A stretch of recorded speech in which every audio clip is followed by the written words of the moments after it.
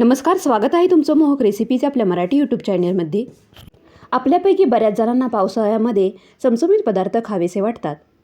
त्यातली त्यात वेगवेगळ्या प्रकारची भजी खावीशी वाटतात. तर आज आपण वेगळ्या पद्धतीने बटाट्याची भजी किंवा बटाट्याचे पॅटीस करणार आहोत. नेहमीच्या बटाट्या भज्यांपेक्षा हे पॅटीस खायला वेगळं लागतं, चवीला भन्नाट लागतं. चला तर मग अजिबातही वेवाया न घालवता रेसिपीला सुरुवात करूयात.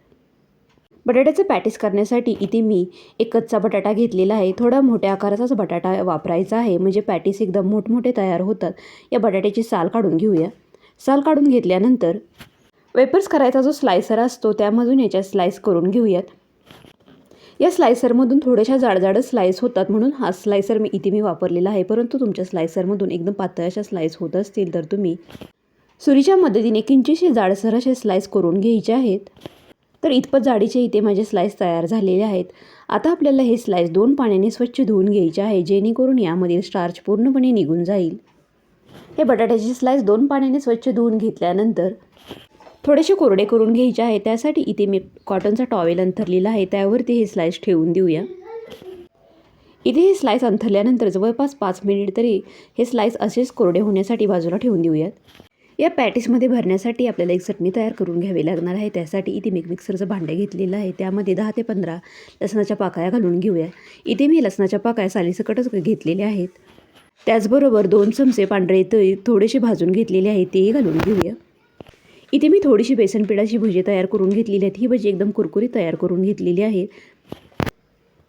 या भज्यांचे छोटे छोटे तुकडे करून यामध्ये घालून घेऊया. इथे तुम्ही अशा प्रकारच्या भज्यांऐवजी तळून घेतलेले शेंगदाणे वापरू शकता, किंवा शेव वापरू शकता, किंवा थोडासा फरसाण वापरला तरीही चालू शकेल. यामध्ये अर्धा चमचा धनेपूड घालून घेऊया. चवीनुसार मीठ घालून घेऊया. तिखटासाठी व चटणीला छान रंग येण्यासाठी यामध्ये अर्धा चमचा लाल तिखट घालून घेऊया. मिक्सर चालू बंद करून आपल्याला ही चटणी वाटून घ्यायची आहे. खूप जास्त बारीक करायची नाही, थोडीशी ओबडधोबडच वाटून घ्यायची आहे. तर अशा प्रकारे इथे आपली चटणी तयार झालेली आहे. ही चटणी एका वाटीमध्ये काढून घेऊया. ही अशी चटणी चपातीबरोबरही खायला खूप छान लागते. या चटणीचा एकदम घमघमाट सुटलेला आहे. पॅटीसाठी आपल्याला बॅटर तयार करून घ्यावं लागणार आहे. त्यासाठी इथे मी 1 वाटी बेसन पीठ या भांड्यामध्ये घालून घेत आहे. त्यामध्ये चवीनुसार मीठ घालून घेऊया. यामध्ये पाव चमचा लाल तिखट घालून घेऊया. यामध्ये आपल्याला लाल तिखट बेतानच वापरायचं आहे, कारण की आपण चटणीमध्येही थोडंसं लाल तिखट वापरलेलं आहे. चिमूटभर हळद व चिमूटभर हिंग घालून घेऊया. बेसनपीठ पचायला थोडंसं जड जातं, त्यामुळे यामध्ये हिंग वापरावाच.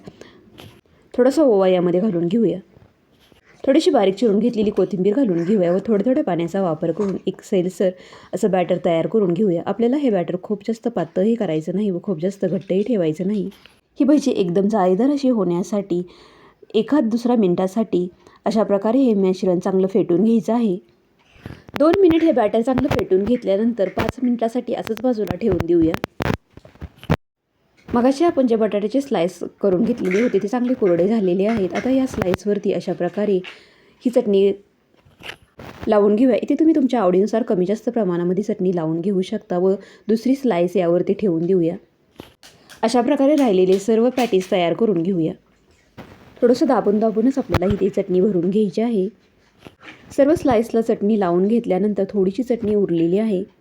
पॅटीस तळण्यासाठी कढईमध्ये थोडंसं तेल घालून घेतलेलं आहे, ते चांगलं गरम झालेलं आहे. आता लगेचच पॅटीस तळून घेऊया. इथे आपण सोड्याचा वापर करणार नाही, तर इथे मी 2 चमचे कडकडीत तेलाचं मोहन घालून घेत आहे व परत एकदा हे मिश्रण चांगलं मिक्स करून घ्यायचं आहे. हे पॅटीस तळत असताना अजिबातही गडबड करायची नाही. एकदम अलगद आपल्याला हे पॅटीस या मिश्रणामध्ये घालून घ्यायचं आहे व अलगद तेलामध्ये सोडून घ्यायचं आहे. अजिबातही घाई गडबड करायची नाही. आपल्याला हे सर्व पॅटीस मध्यम आचेवरती तळून घ्यायचे आहेत. पॅटीस तेलामध्ये सोडल्या लगेचच हलवायची गडबड करायची नाही. 1-2 मिनिट गेल्यानंतर चमच्याच्या मदतीने पॅटीस उलटवून घेऊया. 4 ते 5 वेळा पॅटीस उलटपालट केल्यानंतर या पॅटीसला दोन्ही बाजूने छान असा गोल्डन ब्राऊन रंग आलेला आहे. इथे माझ्याकडून हे पॅटीस तेलामध्ये सोडताना थोडंसं सटकलं, त्यामुळे यातील थोडंसं चटणी बाहेर आलेली आहे. परंतु बाकीचे सर्व पॅटीस एकदम छान तयार झालेले आहेत. त्यामुळे पॅटीस सोडत असताना अजिबातही गडबड करायची नाही. तर अशा प्रकारे सर्व पॅटीस तळून घेऊया.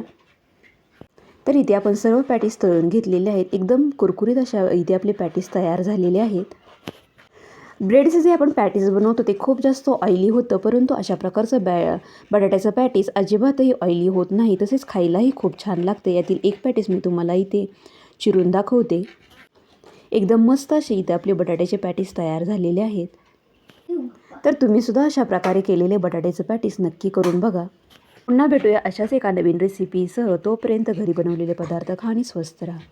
तसेच जाता जाता आपल्या व्हिडिओला लाईक करा, शेअर करा आणि अजूनही चॅनेलला सबस्क्राईब केलेलं नसेल तर सबस्क्राईब करायला अजिबात विसरू नका. व्हिडिओ पाहिल्याबद्दल खूप खूप धन्यवाद.